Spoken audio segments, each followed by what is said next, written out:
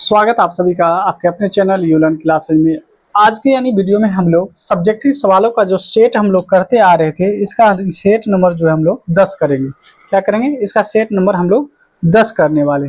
यानी इससे पहले हम आपको 9 सेट करा चुके हैं, यानी 9 सेट आपका कराया जा चुका है। ये आपके प्लेलिस्ट में मौजूद है।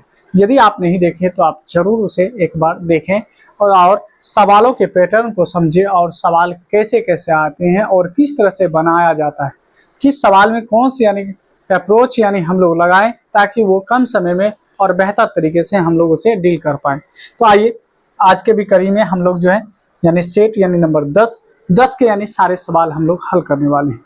तो चलिए आगे बढ़ते हैं। आगे बढ़ने से पहले आपसे एक छोटा सा रिक्वेस्ट है कि आप वीडियो को एक बार लाइक जरूर कर दें और चैनल पे नहीं होंगे तो सब्सक्राइब कर लें। आइए पहला सवाल आपके सामने देखिए। सवाल आपको विजुअल होगा, आपको दिख रहा होगा। बहुत शानदार सवाल, ठीक है, बहुत ही शानदार सवाल है। और ये सवालों को हम लोग हल कर लेते हैं, ठीक है। आइए देखिए, पहले तो इसके बारे में थोड़ा सा जानकारी देंगे आपको। कहता है कि दो संख्याओं का मोसो 18 है तथा उनका गुणनफल होगा। यहाँ पे बाबू गुणनफल क्या होगा? गुणनफल। यहाँ पे हम थोड़ा सा लिख देते हैं गुणनफल, यानी गुणनफल मिस टाइप है, ठीक है। गुणनफल आपको 12,960 है, तो उनका लोसो एलसीएम पूछा है। आइए पहले थोड़ा सा जानकारी ले लीजिए। ये कॉन्सेप्ट दे रहे हैं आपको, है ना। ये आपको रफ में बता रहे हैं। रफ का मतलब जो है हम आपको कॉन्सेप्ट दे रहे हैं, ठीक है। क्या दे रहे हैं? कॉन्सेप्ट दे रहे हैं। कहता है कि दो संख्या अगर दिया हुआ हो ए और बी का मतलब कोई दो संख्या दिया होगा। क्या होगा? दो संख्या। जैसे मान लीजिए कि अभी हम ले रहे हैं कि 5, 7, जैसे ये ना दो संख्या। ए का मतलब भी एक संख्या, बी का भी मतलब एक संख्या का। इन दोनों संख्याओं का अगर हम गुना कर देंगे तो ये बराबर होगा इन्हीं दोनों संख्याओं के एलसीएम निकाल लीजिए, यानी एलसीएम ऑफ ए बी, और इसी को मल्टीप्लाई कर देंगे एचसीएफ ऑफ ए बी से। यानी इन्हीं दो संख्याओं के एलसीएम और एचसीएफ को गुना कर दें और दोनों संख्याओं को गुना कर दें तो दोनों आपस में बराबर होगा। क्या समझे? समझ पाए? नहीं समझे? आइए समझाते हैं। देखिए बहुत आसान है। कैसे हम इसको समझेंगे? देखिए हम ये कर लेते हैं कि ए का वैल्यू हम ले लेते हैं, मान लीजिए 12। बी का वैल्यू ले लेते हैं, यहाँ पे आप कुछ भी कह दो, कुछ भी कह दो। यहाँ पे हम कुछ भी ले लेते हैं, चलिए 88 ही ले लेते हैं। क्या दिक्कत है? 88 ही ले लेते हैं। आप बोले कि दोनों को मल्टीप्लाई कीजिए, तो ए गुना बी जब करोगे तो इसका मतलब है कि 12 गुना 88 करोगे, ठीक है। ये देखिए हम कॉन्सेप्ट दे रहे हैं, ठीक है। और वैसे बच्चे को, जो बच्चा नहीं समझ पाए उनके लिए, ठीक है। और जो आप लोग अगर समझ रहे हैं तो बहुत अच्छी बात, थोड़ा सा स्किप कर लीजिए आगे, यानी आप चीजों को समझिए। अब देखिए ए गुना बी जब करेंगे तो इसको गुना करेंगे। 12 8 96 होता है, हासिल 9 रह जाएगा। 12 8 96, 96 9 105, 105 यानी 1000 है ना, कितना होगा? 56 आ जाएगा दोनों का गुणनफल। अब इन दोनों संख्याओं का एलसीएम निकालिए। अगर हम 12 और 18 का एलसीएम निकालेंगे तो क्या आएगा? तो 12 को क्या लिख सकते हैं हम? 12 को लिख सकते हैं 2 दूना 4, 4 या 12, ये लिख सकते हैं। अच्छा 88 को हम लोग क्या लिख सकते हैं? 88 को अगर हम 88 को लिखे तो 2 गुना कितना आएगा? 2 गुना यानी 44। 44 को अगर 2 से गुना करेंगे तो 2 गुना 22, 22 दूना 44। अगर 2 को गुना कर दे तो 2 दूना है ना 11 दूना 22, ये आ जाएगा आपको। यानी हम क्या कर सकते हैं? 2 दूना 4 दूना 8, 8 गुना 11, तो 11 8 88, जी है ना। आइए एलसीएम की बात, जब पहले एचसीएफ निकाल लेते हैं। एचसीएफ की बात करें तो एचसीएफ वो नंबर होता है जो दोनों में है। जैसे ये देखो दोनों में है तो एचसीएफ में आ जाएगा, ये दोनों में है तो एचसीएफ में ये आ जाएगा। यानी इसका एचसीएफ कितना निकल गया? 4। अब अगर एलसीएम निकाले तो एलसीएम कैसे निकालते हैं? तो एलसीएम होता है दोनों संख्याओं को गुना कर, यानी सब देखिए जो दोनों में आए उसको एक बार यहाँ पे शामिल करेंगे और जो रह गया उसको भी शामिल कीजिए। ऊपर में 3 रह गया, नीचे में 2 रह गया और 11 रह गया, ठीक है। अब गुना करते हैं। 2 दूना 4, 4 दूना 8, 8 गुना 11 88। 88 को अगर 3 से गुना करेंगे, 88 को 3 से गुना करेंगे तो 8 तिया 24, 8 तिया 24, 2 26, 264। अब यहाँ पे देखिए फॉर्मूला ये कहा था कि दोनों संख्याओं को गुना कीजिए और एलसीएम और एचसीएफ को गुना कीजिए, दोनों बराबर होगा। तो देखिए ए गुना बी जब किए थे तो आया था 1056, तो ये हम दोनों संख्या को गुना किए थे। अब एलसीएम गुना एचसीएफ करके देखते हैं क्या 1056 आता है। आइए अगर यहाँ पे देखें तो 4 हमारा क्या है? एचसीएफ, और एलसीएम कितना है? तो एलसीएम आ गया 264, 264 गुना कीजिए तो 4 गुना 4 16, 4 गुना 4 क्या होगा 16, हासिल 1, 6 चौके 24, 24 में 1 जोड़ेंगे तो 25, हासिल का 2, 4 दूना 8, 2 10, क्या दोनों बराबर आ गया। तो कहेंगे कि एलसीएम गुना एचसीएफ भी किए तो हमको उतना ही आया जितना ए गुना बी किए थे। तो इसका मतलब ये फॉर्मूला हमारा जो है बहुत ही शानदार है। अब देखिए इन्हीं दो संख्याओं को कहते हैं ना दो संख्याओं का गुणनफल, है ना, याद रखेंगे। अब देखिए अगर हम हल करें, सवाल को हल करें तो देखिए सवाल कितना इजी दे रखा है। यहाँ पे हम कहेंगे कि जब हम हल करते हैं तो मेरे सामने है क्या, है ना, आपको कॉन्सेप्ट दे चुके हैं। अब देखिए कहा कि यहाँ पे दो संख्याओं का मोसो, मोसो बोले तो एचसीएफ, एचसीएफ यानी मोसो, यानी मोसो कितना दे रखा है, तो मोसो यानी एचसीएफ दे रखा है 18। और कहा है कि उनका गुणनफल, गुणनफल का मतलब दो संख्याओं का गुणनफल, यानी ए गुना बी जो है, यानी गुणनफल के बारे में बात किया, गुणनफल, गुणनफल बोले तो ए गुना बी, ए गुना बी कितना दे रखा है आपको, तो ए गुना बी दिया है 12,960, राइट। आगे आइए, फिर कहा कि आप लोसो ज्ञात कीजिए, यानी एलसीएम कह रहा है ज्ञात करने के लिए, एलसीएम बोले तो लोसो कह रहा है ज्ञात करने के लिए, लोसो। आइए लोसो ज्ञात करते हैं। अभी आप फॉर्मूला देखिए, फॉर्मूला क्या कहा, फॉर्मूला कहा यहाँ पे मेरे सामने, फॉर्मूला क्या कहा कि दो संख्याओं का गुणनफल बराबर में एलसीएम गुना एचसीएफ, एलसीएम गुना क्या करेंगे एचसीएफ, दो संख्याओं का गुणनफल 12,960 बराबर में एलसीएम मालूम करना है, एचसीएफ 18 दे रखा है, तो हम कहेंगे 12,960, अगर हम 18 फीसद लाएंगे तो ये हो जाएगा भाग में, बच जाएगा एलसीएम, कितने बार में कटेगा, तो 18 सते है ना 126, 18 सते 126, तो बच जाएगा 3, 29 में से 26 घटेगा तो 3, है ना, तो 18 दूना 36, बच जाएगा 0, यानी कितने बार में कट जाएगा 720 बार में। तो हम कहेंगे कि हमारा जो एलसीएम आ गया वो आ गया 720, कितना आ गया 720, और ये हमारा आंसर है, ये हमारा फाइनल आंसर है, याद रखेंगे।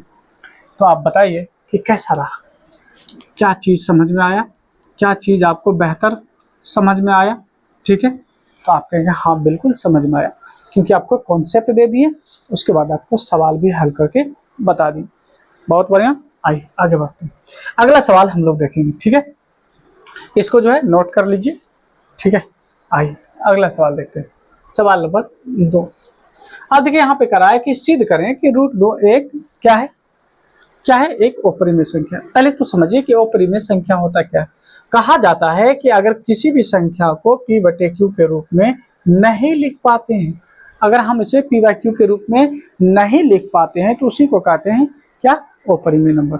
अच्छा एक चीज और अगर हम आपको बता दें कि अपरिमेय नंबर जो होता है, अपरिमेय संख्या जो होता है, इनके लिए आपको एक मंत्र याद रखना पड़ेगा। मंत्र क्या है, अगर रूट के अंदर कोई अभाज्य संख्या आ जाए या अभाज्य संख्या का गुणनफल आ जाए, या फिर क्या आ जाए, रूट के अंदर अभाज्य संख्या का गुणनफल, अभाज्य, है ना, अभाज्य संख्या का क्या आ जाए, अभाज्य संख्या का गुणनफल आ जाए, अगर गुणनफल आ जाए इसके अंदर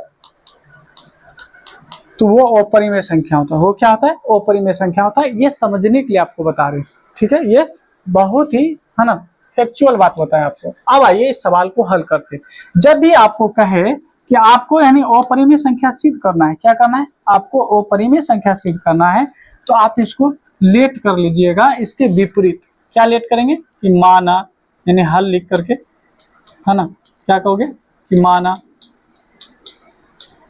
√2 एक परिमेय संख्या है, क्या एक परिमेय संख्या, ये मानना होगा आपको, परिमेय है।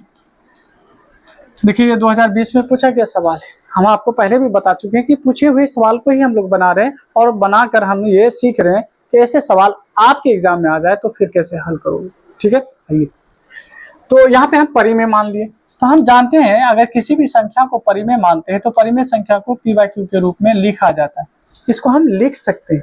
और ये p और q के बीच का जो रिलेशन होता है, ये क्या होता है, p एंड q जो है ये आपका कोप्राइम नंबर होता है, क्या होता है, कोप्राइम।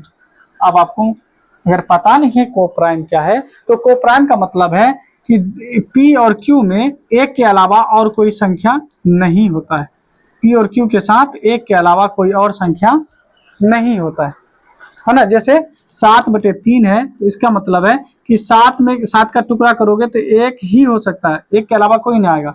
जैसे अगर हम इसका टुकड़ा करना चाहें, इसका टुकड़ा, तो आप कहेंगे सर 2 गुना 1 और नीचे में हो जाएगा 2 गुना 2, दोनों में कॉमन आ रहा है 2 2, दोनों में कॉमन है, तो ये आपका कोप्राइम नहीं होगा, ये आपका कोप्राइम होगा। क्यों? क्योंकि इसमें केवल एक ही आ रहा है।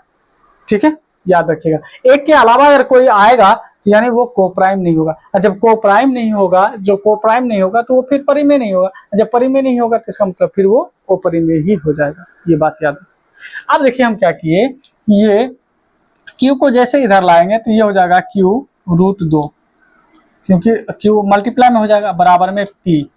अब क्या करेंगे, दोनों का स्क्वायर कर देते हैं, कहेंगे स्क्वायरिंग बोथ साइड, या दोनों तरफ वर्ग करने पर, दोनों तरफ वर्ग करने पर हम क्या कर रहे हैं, दोनों तरफ वर्ग कर देते हैं। तो क्यू√2 का होल स्क्वायर और बराबर में पी का स्क्वायर। अब देखिए स्क्वायर से क्या होगा कि क्यू का स्क्वायर करेंगे तो क्यू स्क्वायर, और जैसे क्यू से √2 का स्क्वायर करेंगे तो केवल 2 बच जाएगा, बराबर में पी का स्क्वायर। अब इसको मान लेंगे समीकरण 1। ठीक है, क्या मान लेंगे, समीकरण 1। अब क्या करेंगे, क्यू स्क्वायर को रहने दीजिए, 2 को उधर भेजेंगे तो पी स्क्वायर बटे में आ जाएगा 2।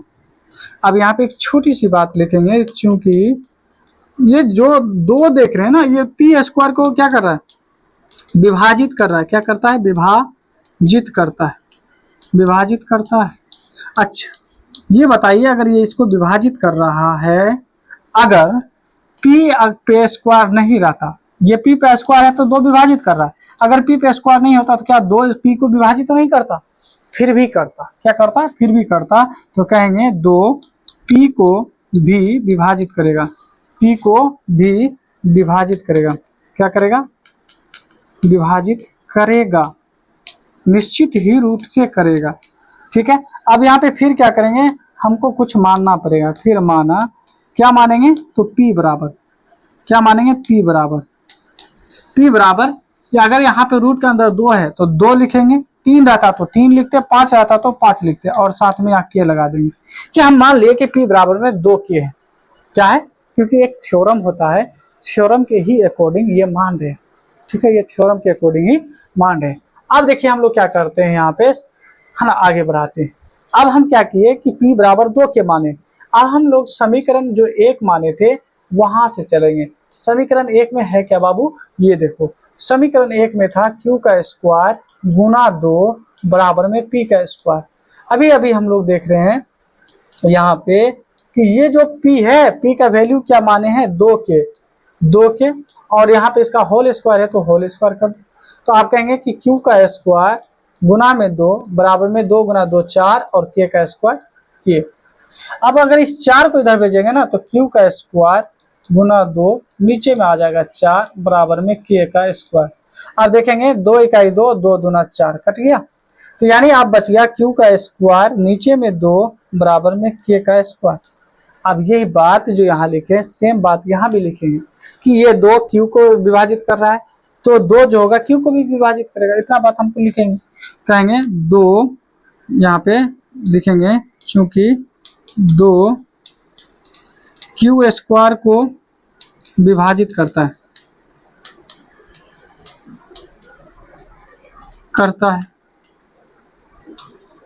तो 2 Q को भी विभाजित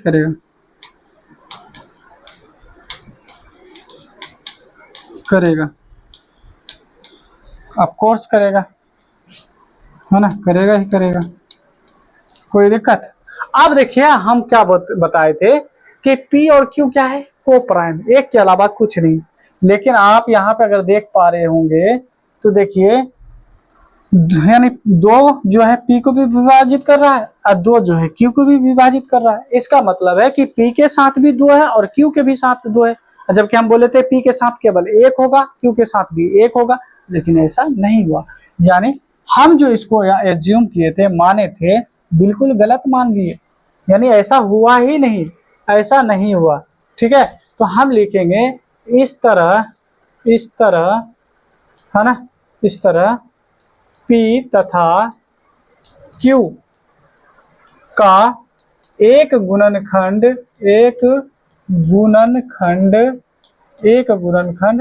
दो प्राप्त होता है या हुआ, ये भी कह सकते हैं। देखिए ना, ये दो इसमें भी आ गया, ये दो इसमें भी आ गया, पी में भी दो आ गया, क्यू में भी दो आ गया। इसका मतलब हम जो बोले थे कि ये कोप्राइम है, कोप्राइम नहीं है।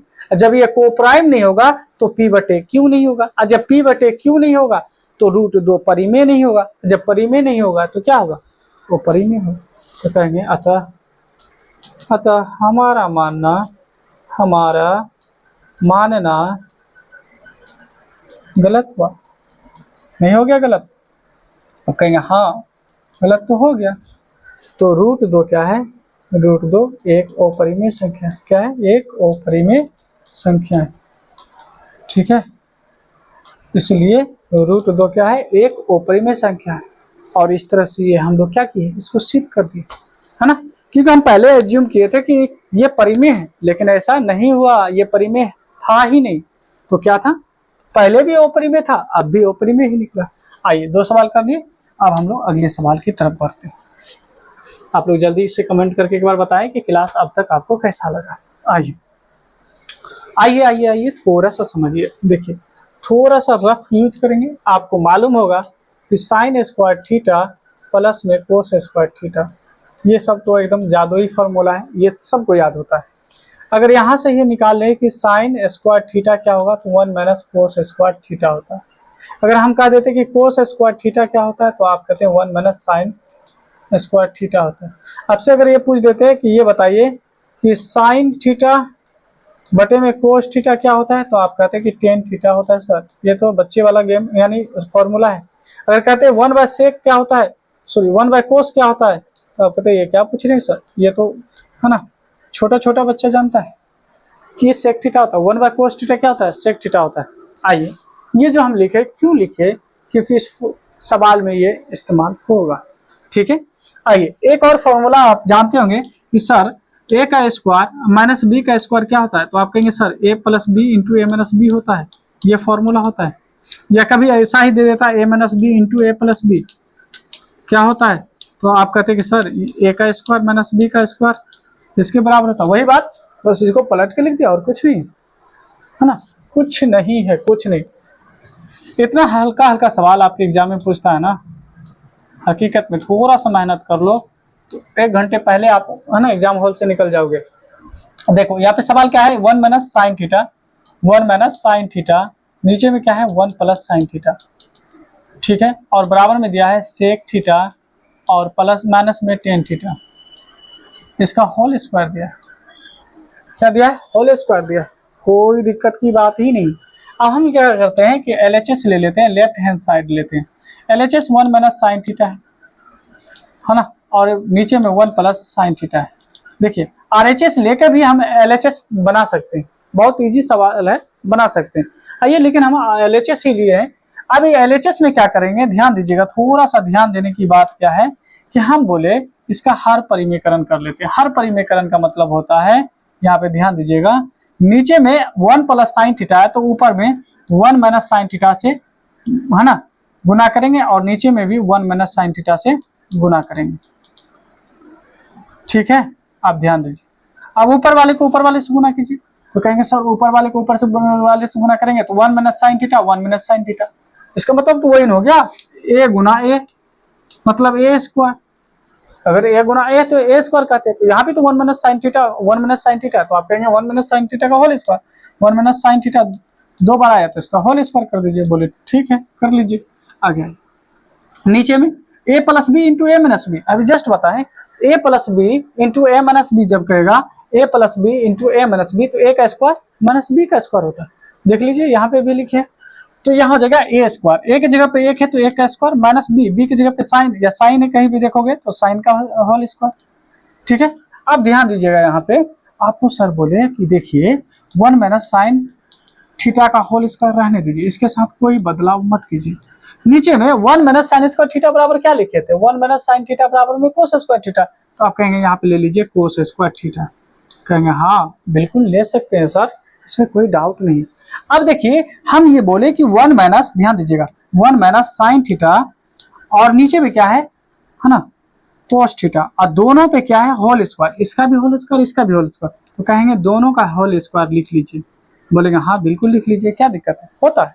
अगर दोनों पे होल स्क्वायर है, जैसे ए का स्क्वायर नीचे में कहेगा बी का स्क्वायर, दोनों पे स्क्वायर है तो आप कह दीजिए ए बटे में बी का होल स्क्वायर, आप लिख सकते हैं, ये बिल्कुल फैक्ट है। अब देखिए हम बोले कि ऐसा कीजिए ना, एक बटे में कोस से भाग दीजिए, एक में कोस से भाग दीजिए, बीच में माइनस माइनस लगाइए, साइन में कोस से भाग दे दीजिए, है ना, होल स्क्वायर है तो होल स्क्वायर रहने दीजिए, हो गया ना काम। अब देखिए एक बटे कोस, क्या एक बटे कोस को ही तो हम सेक लिखने के लिए बोले थे आपको, यहाँ पे लिखेंगे सेक थीटा, बीच में माइनस से माइनस लगाइए। साइन बाय कोस को क्या बोले थे, साइन बाय कोस को लिखने के लिए टेन थीटा, तो 10 लिख लीजिए, और इसका होल स्क्वायर है तो होल स्क्वायर रहने दीजिए। क्या ये आपके आरएचएस के बराबर है या नहीं है, आरएचएस के बराबर, आरएचएस में यही था ना दिया हुआ, बन गया सवाल, इसमें है कुछ नहीं है, बस आपको थोड़ी थोड़ी चीज की जानकारी होनी चाहिए, जो कि हम आपको बगल में लिखकर बता दिए। उम्मीद करते हैं कि सारा डाउट आपका क्लियर हो गया होगा।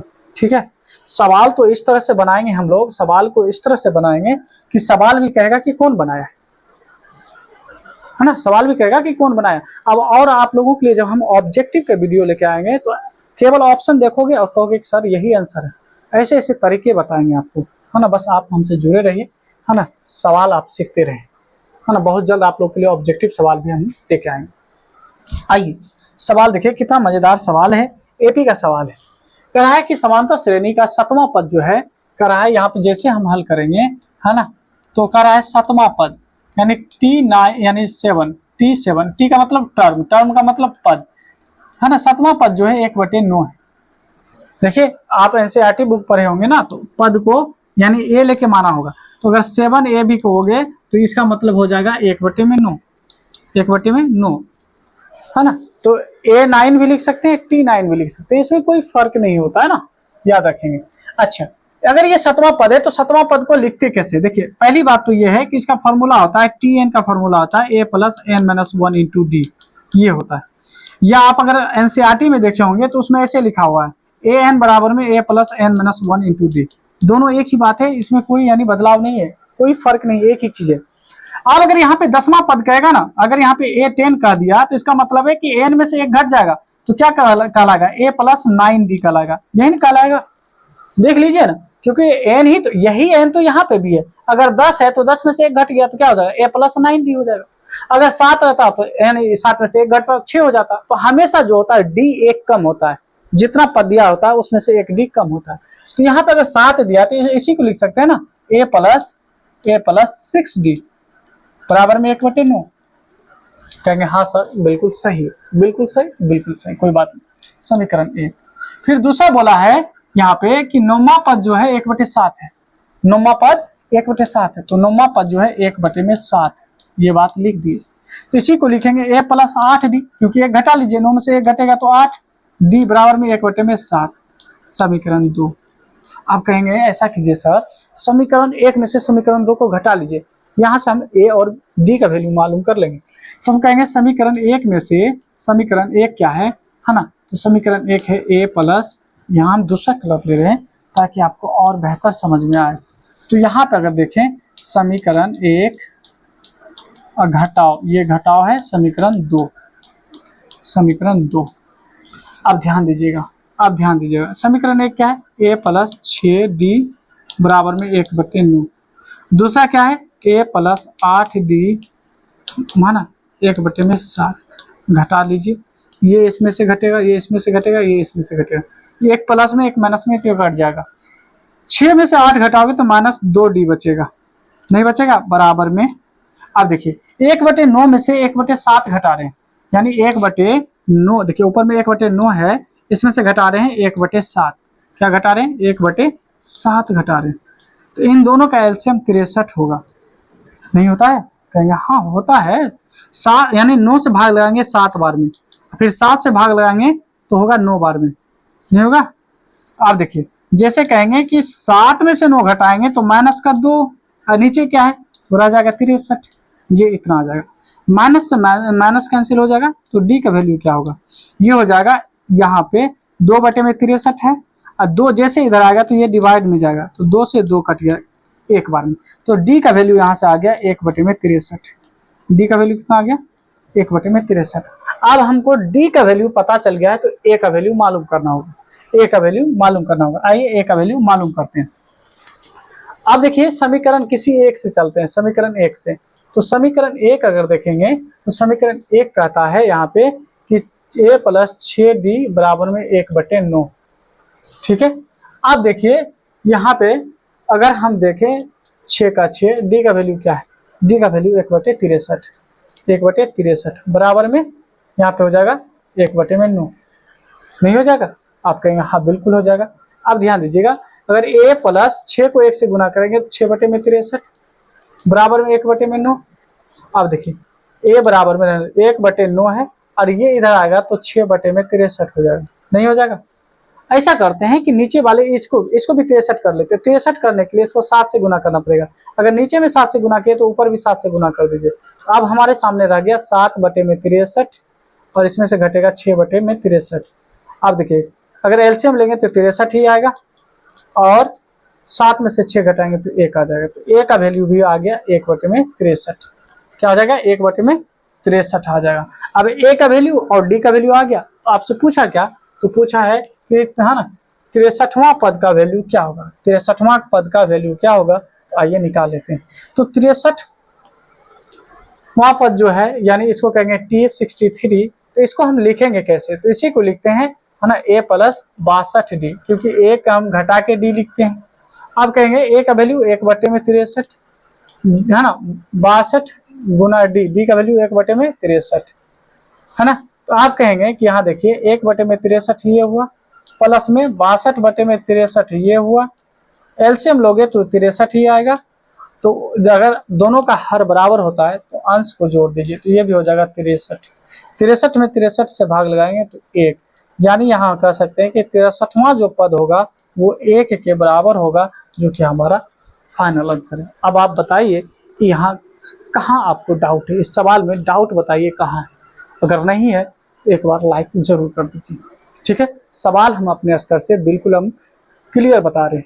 ठीक है, और ये जो तरीका बताएं ये अलग तरीका है, और इसको दूसरे तरीके से भी हल किया जा सकता है ना। इसमें दूसरे अप्रोच के साथ भी हम हल कर सकते हैं। ठीक है, आइए अब हम लोग अगले सवाल यानी सवाल नंबर 4 करने वाले हैं। आइए सवाल नंबर यानी 4 था, ये 4 ही था ना, 5 आखिरी सवाल करने वाले।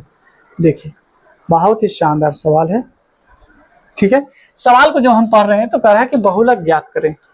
तो बहुलक ज्ञात करने के लिए बहुलक का फॉर्मूला क्या होता है, बहुलक बहुलक का फॉर्मूला क्या होता है, ये आपको याद होना चाहिए। अगर याद नहीं है तो फिर दिक्कत होगा। बहुलक का फॉर्मूला क्या होता है, अगर याद नहीं है तो फिर दिक्कत होगा। बहुलक का फॉर्मूला होता है L + F1 - F0 बटे में 2F1 - F0 - F2 × H।